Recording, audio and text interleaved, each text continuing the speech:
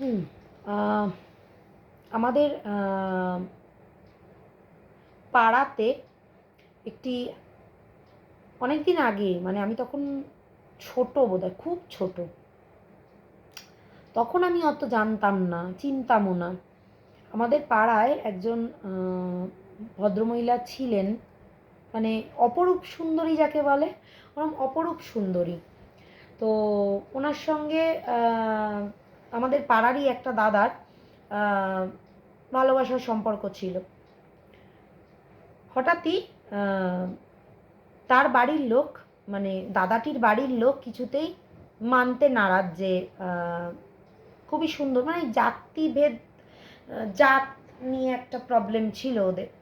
তো যেটা যদিও সেটা খুবই বাজে জিনিস, কিন্তু ওনাদের ছিল, ছেলের বাড়ির লোকেদের ছিল, সেই জন্য ওনারা বিয়েটা মেনে নিতে পারেননি, বিয়েটা দেবেন না ঠিক করেন।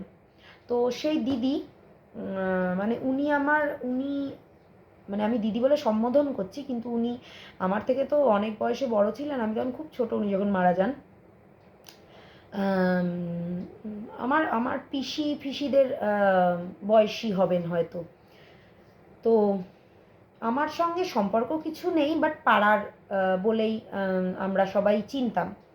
তো উনি একদিন হঠাৎই কাউকে কিছু না বলে, বাড়িতে কেউ ছিলেন না, ওই সুযোগটা কাজে লাগিয়ে উনি নিজের গায়ে আহ,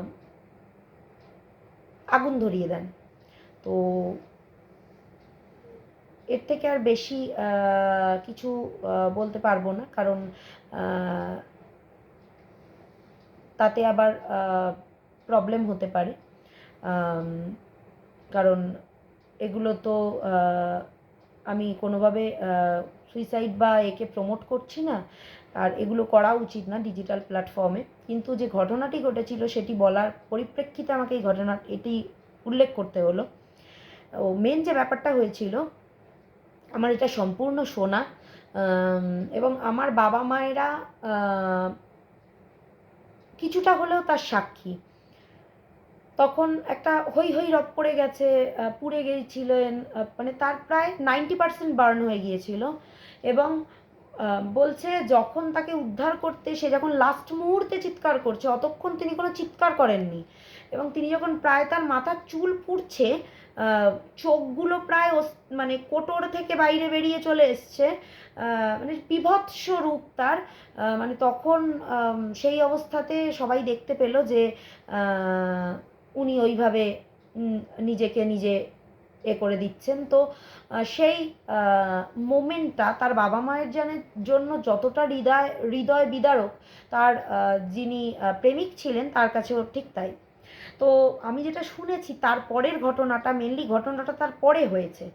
তো ওনার ওই অস্থি কোটর থেকে যখন চোখগুলো বাইরে যেরকম বেরিয়ে এসেছিল না, ওটা লাস্ট মোমেন্ট যখন তার বাড়ির লোক তাকে দেখে, এবং তারপরে তার পোস্টমর্টেম হয় যথারীতি, রীতি মেনে সব কিছু হয়ে তাকে পুড়িয়ে দেওয়া হয়। তারপরে যেটা হয় সেটা হচ্ছে, হঠাৎই তারপর থেকে ওই বাড়িতে অলৌকিক কিছু কাণ্ড হতে থাকে। ওই আমার পিসির বয়সী যিনি যিনি মারা গেলেন, তাকে অনেক জায়গায় দেখা যাচ্ছিল, অনেকে তাকে তার এক্সিস্টেন্স ফিল করছিল। এবং হঠাৎই একদিন তার মা প্রায় অজ্ঞানের মতো হয়ে যায়, যখন রান্নাঘর থেকে ঘরে যাচ্ছেন, দেখছেন ওদের বা সাইডে একটা রুম আছে যেখানে মেয়েটি ওই কাণ্ডটি ঘটায়। অন্ধকার করা ছিল, উনি রান্নাঘর থেকে ওনাদের ঘরে আসতে হতো ওই ঘরটা পেরিয়ে। তো ওইখানে উনি দেখেন যে কেউ একজন বসে আছে একদম ঠিক ওই অবয়ব। তারপর তো উনি তো নিজের মেয়ে, তো উনি কিছুটা হকচকিত হয়ে দাঁড়িয়ে পড়েন, কিন্তু আমি জানি না, এই সম্বন্ধে আমার কোনো আইডিয়া নেই যে মারা যাওয়ার পর মানুষের মধ্যে কোনো রকমের কোনো আত্মীয় বোধ বা আতিথেয়তা বোধ বা ইনি আমার নিজের লোক এই বোধ থাকে কি না। তো উনি ভীষণভাবে দেখে ভয় পেয়ে যান, ভয় পেয়ে গিয়ে উনি অজ্ঞান হয়ে যান। এবং তারপর আস্তে আস্তে উনিও মেয়ের শোকে শয্যাশায়ী হয়ে যান। তারপরে ওনার যে প্রেমিক, তার সঙ্গে নেক্সট ঘটনাটি যেটা ঘটে সেটা হচ্ছে, ওনাদের পাশাপাশি মোটামুটি বাড়ি কাছাকাছি। তো উনি ওনার ঘরে শুয়েছিলেন। শুয়ে থাকার পরে হঠাৎই উনি অনুভব করলেন কেউ যেন ওর পা ধরে টানছে। তো উনি ভেবেছেন কিছু বোধহয় বিড়াল ফিরাল আছে বাড়িতে, অনেক বোধহয় চাদর ফাদর ধরে টানছে। হ্যাঁ, তো ওই ঘরের মধ্যে বেড়াল শুয়ে থাকতো, কিন্তু সেদিন সামহাও বেড়াল শুয়ে থাকেনি, সেটা উনি খেয়াল করেননি। ঘরটা ছিল পুরো অন্ধকার। হঠাৎই উনি দেখলেন মনে হচ্ছে ওনার ঠিক চাদরের ওপরটাতে কোনো একটা অবয়ব, একটা নারী মূর্তি, বীভৎসতার রূপ, সে একেবারে তার মুখের কাছে এসে তাকে দেখছে। তো সেই অবস্থাতে তো উনি মারাত্মক ভয় পেয়ে যান। ভয় পেয়ে ওনার গলা দিয়ে কোনো আওয়াজ বেরোচ্ছিল না, উনি ডাকার চেষ্টা করছেন লোকে, কোনো আওয়াজ বেরোচ্ছে না। উনি তো কোনো রকমে পা টেনে বিছানা থেকে নেবে দরজায় এসে দুমাদ্দুম ধাক্কা মারছেন দরজায়, কিন্তু গলা দিয়ে কোনো আওয়াজ বেরোচ্ছে না। এবার সবাই শুনতে পেয়ে বাড়ির অন্য সমস্ত লোকেরা ওপর থেকে ছুটে নেমে আসে এবং তারপর দরজা রীতিমতো পিটাতে থাকে, মানে দরজা ভেতর থেকে লকড, উনি খুলতে পারছেন না। খুলে তারপরে ওনাকে ধাক্কা মেরে সেই ঘর থেকে বের করা হয়, দরজা মরজা ভেঙে ধাক্কা মেরে বার করা হয় এবং উনি অজ্ঞান হয়েছিলেন। তারপর ওনার জ্ঞান ফেরে প্রায় 2 ঘন্টা পর। তো মুখে চোখে জল ছিটিয়েই যাচ্ছে, ওনার জ্ঞান ফিরছে না। তারপরে কোনো রকমে বিশাল একটা ট্রমাতে উনি ছিলেন। তারপর বাড়িতে কিছু শান্তি সস্তায়ন করানো হয় ওনাদের, মেবি।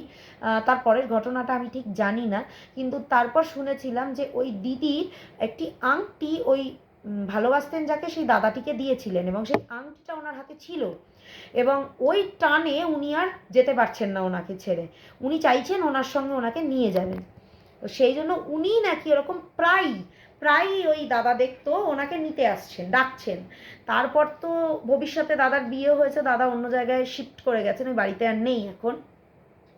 কিন্তু তারপর অনেক ওনারা কোথাও গিয়েছিলেন বা কারোর সাহায্য নিয়েছিলেন কিনা আমি জানি না, তারপর ধীরে ধীরে ওনাকে দেখাটা বন্ধ হয়ে যায়। কিন্তু এই দাদাদের বাড়িতে যেরকম এরকম অলৌকিক ঘটনা, শুধু ভূতের পারলৌকিক ঘটনা ঘটতো, মানে ভূতেদের সম্বন্ধে ঘটনা ঘটতো তা নয়, ওনাদের বাড়িতে বহু বছর ধরে কালী পুজো হয়, মা কালীর আরাধনা করা হয়। তো ওনাদের বাড়িতে মাঝরাতে অনেক সময় নুপুরের আওয়াজ পাওয়া যেত এবং দেখা যেত একজন বিরাট, মানে অনেক কোঁকড়ানো চুল, ছোট্ট স্কার্ট পরে, একটি অবয়ব, একদম অ্যাজ ইট ইজ মা কালী। উনি এঘর থেকে ও ঘরে ছুটে চলে গেলেন। একটি একদম অবয়ব, একটা মানে স্পষ্ট কিছু দেখা যেত না। তা এরকম ওনারা বহুবার ফিল করেছেন।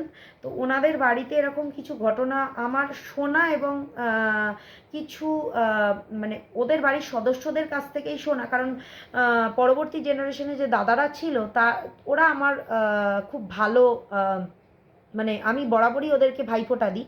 তো ওনারাই বলেছিলেন আর কি, ওনাদের থেকেই এটা শোনা। যাকে আজকে আমার জীবনের আবার শোনা কিছু সত্যি ভৌতিক এবং পারলৌকিক ঘটনা, মানে ঠাকুর দেবতার ঘটনা বললাম। আবার পরের দিন আরও একটি সুন্দর, পরের দিন মানে অবশ্যই ওটির পর যখন শ্যুট করতে পারবো তখন আবার নেক্সট গল্প, ওই গল্পের পার্ট শেষ করার চেষ্টা করব।